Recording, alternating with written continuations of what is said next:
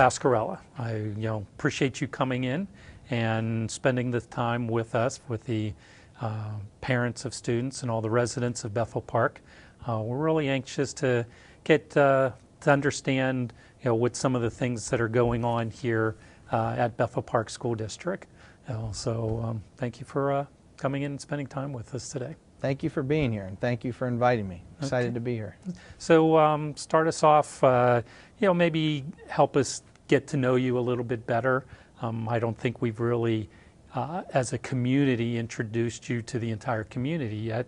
We'll take that opportunity to do it. You've been with Bethel Park now a little over a year? That's correct, yeah. Okay, and where were you a superintendent before you came to Bethel Park? Prior to that, I was in the Northgate School District as the superintendent there. That's my superintendent experience. And prior to that, I was the assistant to the superintendent and a curriculum director at Ambridge Area School District. I was a principal of an elementary school in the North Hills School District, and I got my background as a teacher in the West Middlesex School District in social studies. So you really have a full scope of understanding then, from teaching to administration to every aspect of it. So being a superintendent, then you have a pretty good feel of what goes on inside a school district then, I would think. I feel that experience has helped me. I mean, you learn something new each and every day, and you continue to grow as a leader, as an educational leader. But yes, I think my experience, and as well as that, my parents were both educators too. So this is something that we did. It's the family business, for lack of a better word. So yes, I feel like that background helps too. Our Sunday conversations always seem to center around education and the good things going on. Yeah. Well, with your other past school districts that you worked at, Bethel Park, I would think that it's different in a lot of ways than your past experience? Sure, each experience has been different, and just to highlight some of the real strengths that I've noticed in my first year at Bethel Park. I mean, when you come to Bethel Park, its notoriety, it speaks for itself.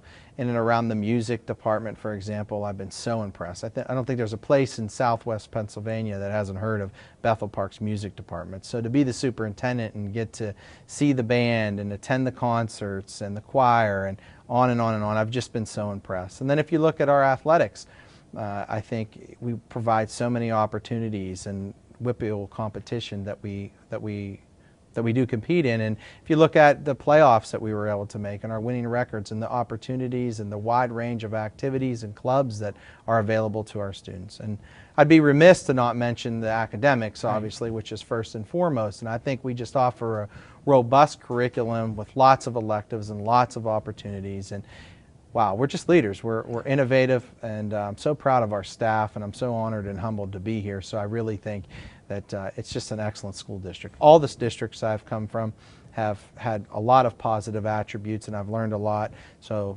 they've been great experiences and foundation for me. But Bethel Park, I'm just so excited to be here and be able to serve as its educational leader. Do you think in a year now you've got to know most of the staff? Well, that's always a challenge. It's a relatively large staff, but I think I'm becoming more and more familiar. I try to be highly visible in the buildings and in a lot of the activities. So I think I'm getting more and more familiar with them and building a more comfortable atmosphere for them to speak to me and I to speak to them. But I think that's just going to continue to grow. But yes, each day I feel like I get to know somebody a little bit better from our interactions. Yeah, how much interaction have you had with the students so far? Lots. That's the best part of my job, to be honest with you. I mean, that's why I got into this, is for the students and being able to be at all of their events and activities and also see what they're doing in the classroom. It's a very powerful experience at every level, from kindergarten to 12th grade. See what our students are learning and engaging and looking at our rigorous curriculum that we have offered to our students and just watching them interact and take control of their own learning. I've been very impressed. Do the kids still get excited when they see you walk into a class? I like to think so. I hope so. I know I'm excited. I think they are too. They like to show me what they're working on at all levels, and I think that's a powerful experience because it shows ownership. It shows that they're engaged and interested in what they're doing. So I feel that's powerful. Do you think most of the students know who you are?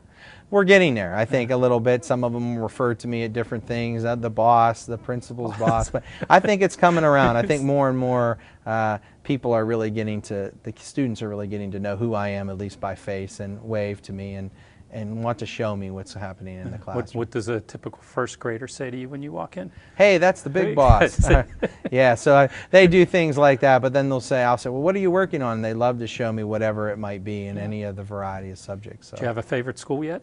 Oh my, I loved all the schools. Okay. That's a good question, though. No, I'm sure each school is probably different and unique in its own way, though. They are. They each have their own culture, and the teachers all work together to make it work in that building. And together we make Bethel Park School District, and I think that's important. Well, yeah, I mean, and just myself visiting with teachers that I work with and students, they're pretty excited about the school year. They're happy, they're excited, and they're really looking forward to a fun and productive year, here at Bethel Park. But with that said, I know you have some like a new K-4 curriculum and so forth. Can you tell us a little bit about that? Sure. We piloted and then eventually introduced the Wonders curriculum in English Language Arts at our elementary school. And I think one of the biggest highlights I would share with that, in addition to being aligned to the PA core standards, is that it offers a lot of differentiation of instruction for all levels. There's enrichment, there's on level, there's below level, and our teachers and staff have a variety of resources. Not that they still won't go out and grab other resources that are available to them to help to instruct our students, but I think this comprehensive resource program has really helped to serve them in a capacity to benefit all students, no matter which level they're at. Yeah, the teachers comfortable with the new curriculum? And I think they're working on it. Or? We've had some training over the past year in grades 3 and 4, and we've brought the company in to start some training in K1 and 2. And so we've really worked to try to make them feel more comfortable. And I think as they get to use the program more and more, it'll just really come to fruition. Good. With the this is the Chromebooks. This is what, 4 years now that you're into the Chromebook initiative. So I know you weren't here when it first started. I mean, there was a lot of hype in the community about Bethel getting Chromebooks, and could you bring us up to date now as to where we are with this and how the program is working, and are the kids excited, or they expect it now with the Chromebooks? I would start by saying this. When I entered and I heard about this in the district, how exciting that was to have this. But I always say you can't replace good quality instruction. Right. And I still think that's the case. But the Chromebooks are used as a tool that allows students to engage in learning and take ownership of their own learning. So maybe you're interested in doing a project in country A, and I'm interested in doing country B. Having this resource available to us allows us to differentiate and find student interest. So where are we in the process? That's one thing that I think is very important. I think also being able to differentiate where maybe I need some enrichment, and so I could offer you some skills that you may need if you needed some remedial work or some on-level work, but I need some enrichment. And it's very flexible and it moves. And technology allows you to go out and engage in a lot of different resources, and also allow to flex for different abilities. So I think that's really important. As far as where we are at in the process, I think if in year 4 we've hit a couple road bumps and we've learned from that, and I think we've continued in the process, meaning that the idea of trying to be a K-12, we're getting there, we're very close. Just recently, last year, we bumped down to grade 2, where all students have that, and now this year we're going to have some access. Not every student will have one, but K and 1 will have carts available in each one of the buildings. So we'll have access K-12. And 7 to 12, they take them home, and the other grades they maintain at the buildings, but they're available for use. So just in case there's some viewers that maybe aren't familiar with what the Chromebook is, just real briefly, explain what the Chromebook is and what it means to the student. Sure. Chromebook is basically a laptop that is user-friendly and affordable for the student, to each one to have that. It's accessible, and they can take that home with them in grades 7 to 12. It allows them to engage in the curriculum. It allows the teachers to differentiate and go and say, let's look at this online resource. And instead of, not that it's bad, but instead of having to always sign out the lab when you wanted to do certain work, and it might cause a conflict between 2 teachers and everyone can't be in the labs at the same time, this allows an opportunity to every day the students have the tool of technology in their hand. So does it totally replace the book? for the I students? wouldn't say it has completely replaced the book, but I'd say it's a tool that helps offset and utilizes and gives you real-time information. As far as assessment goes would be another example. Students can take some assessments online and the feedback is almost immediate, and the teacher can then see from that how well their students grasp that information. I don't think it replaced the books in all cases. It is something we're looking into at some levels. And some of the upper levels, I know we've been looking at open education resources, which say how can we make textbooks and curriculum available. We're not there yet, but in some cases we have been progressing towards that. Have you seen an uptick in grades since the kids have gotten Chromebooks? You know, that's a good question. I don't know per se that there's a large influx in the grades, and I would need to do some more research on that. But I could say from my perspective, as I've walked through, I've seen an increase in the level of engagement. Students are really much more engaged in the lesson as opposed to only utilizing textbooks. Do you think the students take good care of the books? I think in large part they do. They seem to be very responsible. And we have some protection plans that go along with that parents have the opportunity to purchase to try to prevent damage. Okay. With this Hawk Time, you know, to provide enrichment and remediation for elementary students and so forth, can you explain a little bit about what this is, what this program is, and so forth? So Hawk Time began, that's the name for Bethel Park, obviously, because of the Blackhawks, but in large part it starts around the idea of response to intervention, which is a research-based type program format where all students start at level 1, and then you tier your way up for interventions as needed. And so Hawk Time is a modified version of response to intervention. In response to intervention, all students are in level 1, and then they progress almost through a triangle. They would get more intensive intervention and assessment in level 2, and then even more in level 3. And that could be used for both behavior and academics. Hawk Time really focuses a lot on the academics, and what it does is allows for a certain component of time each and every day in our K-4 buildings where students are going to be able to get remediation and enrichment as appropriate using flexible grouping. So what we do is if all of the teachers, for example, in grade 4 taught this standard in mathematics and this standard or couple standards in ELA, English Language Arts, what we do then is we say, let's look at the data and determine what students might need enrichment, what students are on level, and what students may need some remedial work. And then we break them into groups across grade levels, not just within their own classroom, but across the grade level. So if your classroom and my classroom, and we have a third classroom of 4th graders, we might divvy all of them up amongst each other for that 40-minute block. We include our support teachers, such as our Title I teachers and our instructional support teachers, and they come in to assess and engage the students and remediate and enrich along with the regular education classroom teachers.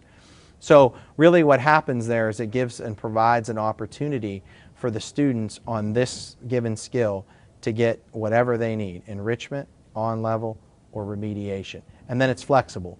Next 3 weeks come up, we've taught new items, new standards. Then we look and say, how did they do on that? And we use assessment for that, and then we regroup.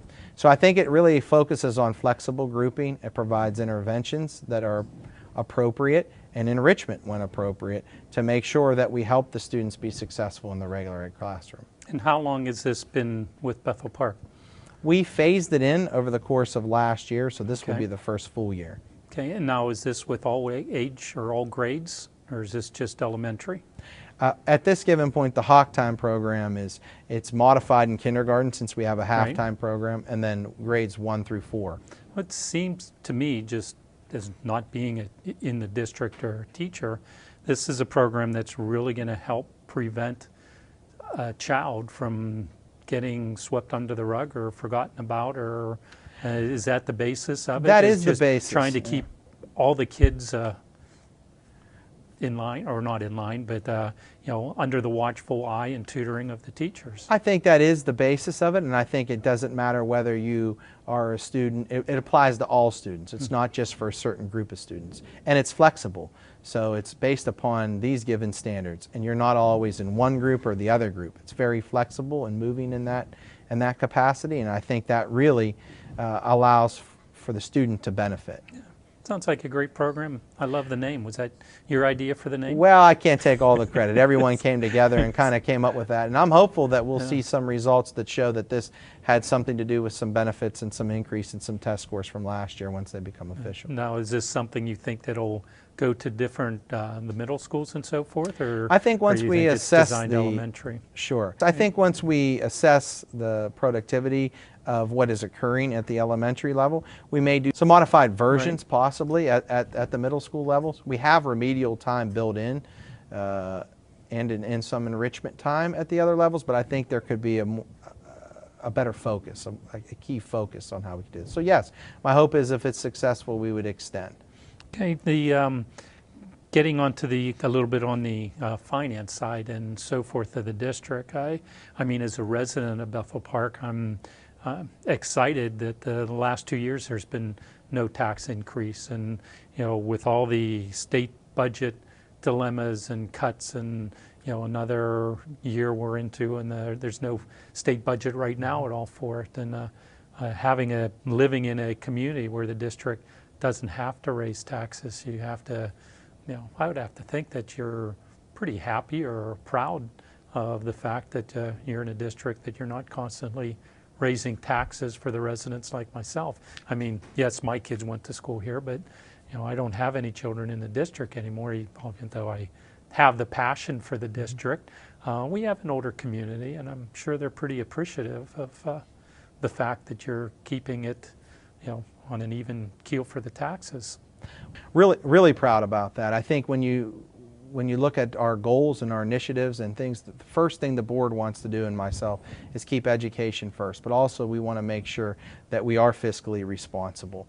And I think we've had the opportunity to do that by negotiating contracts that are fair and equitable with the teachers union. I think that's something that I'm really proud of.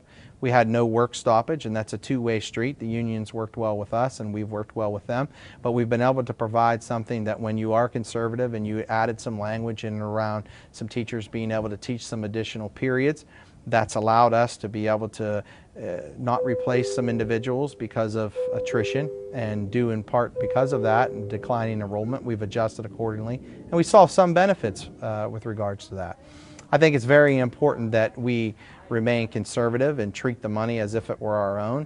I think we have to save for things that might come up in the future. But that being said, yes, really taking a hard look at what we're doing, what do we prioritize, what is the focus, and maintaining a budget and holding the line that doesn't raise taxes to the entire tax base is very important to myself and the board. Well, again, and on the same basis you mentioned, the contract with the teachers. I mean, that's always a really hot topic, a high-profile topic itself, but it's not just the teachers union. You have many unions here in the district that you work with. Right. We have been able to settle some other contracts with the custodial unit, and we're continuing to work on one or two that are still remaining open. It's always a process, and it's one that's very important that you remain open and you appreciate everyone's work that they do, and be mindful of the dollars both ways. And I think if you have a level of respect for each other, and you respect the job that's being done, and you respect the tax dollars, we can come to an agreement. And sometimes it's language. Sometimes language that you're able to get in a contract allows it to be flexible, which allows you to save dollars too. So that's an important component. The last piece of the finance puzzle that I was amazed with is the school district's bond rating. I mean, Bethel Park is, 2 thumbs up on the bond rating, so it's not just being financially responsible, fiscally responsible to the residents and the tax structure itself. You've done so in a way, though, that the district has a very good bond rating for what it needs to continue to grow and thrive, in today's economy. And again, this started, prior to me, even the business office with the current Board of Education, really working together to say, how can we manage our funds appropriately? How can we look at assets and make sure we value those appropriately? And really looking at some refinancing, which allowed us to get some very good bond rates because we were in a good in a good situation and able to pay our bills and able to have an effective, solid fund balance, I think that's allowed us to save some additional dollars that we were able to save or invest into our students. Yeah. Do you find it hard as the superintendent? You're the top dog. You're up there, the big boss, as some of the kids are calling you on it. Spending your time between academics and finance with the district. You finding a good balance to not overburden yourself on one end to the other? Well, I've been fortunate to have a pretty good staff underneath of me, great teaching staff, great support staff, great administrative staff, great central office staff. So that's really important. We continue to grow together and work together, that's important to me. You're only as good as your leadership will be as the people underneath of you, and I'm blessed to have an excellent staff. So I think that really helps. But yeah, sure, it's always a challenge, and I'd like to focus all of my attention only on the students, but there's the taxpayers and there's the business end of things too, and you have to balance those. And those aren't easy decisions or easy recommendations. Well, in Bethel Park, you're the biggest employer. Yep. So, I mean, that's how important the school district is to the community.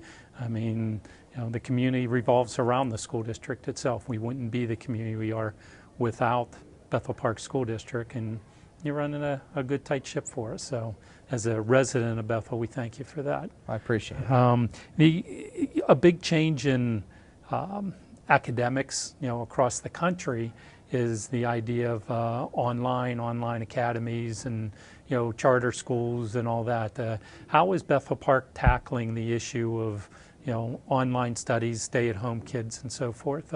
Tell us what Bethel Park is doing for that part of residents or children's educations. Sure, we have the Bethel Park Online Academy that is available to students, and so that provides an opportunity and an option for students who want to remain a Bethel Park student as opposed to maybe going to a neighboring online charter school. By staying in our program, it allows you to earn a Bethel Park diploma, and I think also allows you to have some differentiated schedule where you might be able to take some classes online and some classes brick and mortar here at the high school.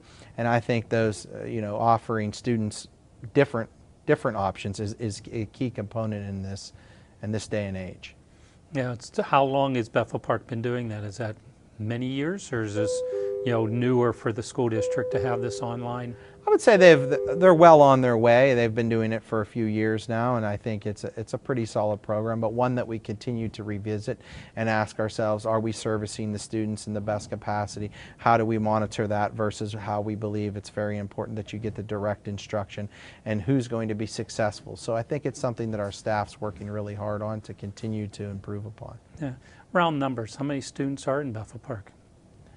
The entire district? Yeah, the entire district. Yeah, you're around 4,100. Wow. A little more than that, give or take the day.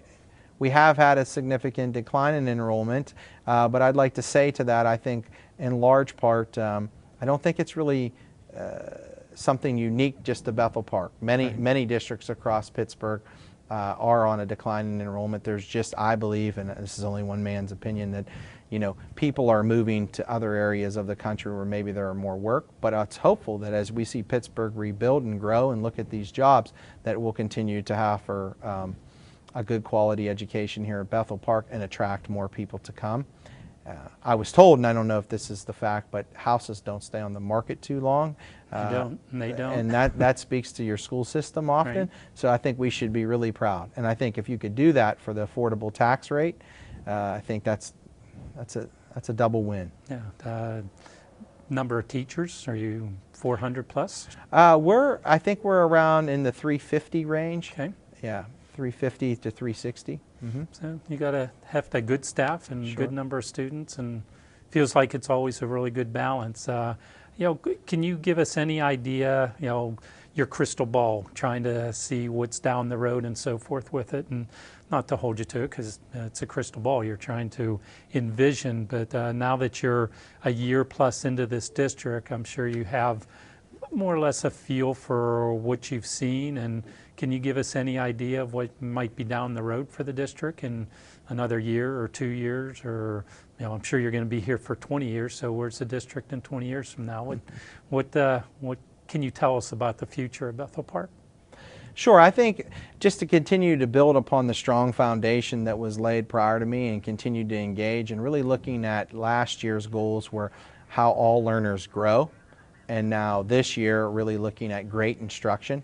And GREAT is an acronym that stands for guided by the standards, rigorous, engaging, assessment to drive instruction, and tailored through flexible grouping. So I think what you could see there is there's a pattern from all learners grow to really looking at great instruction, and we want to continue to build upon that.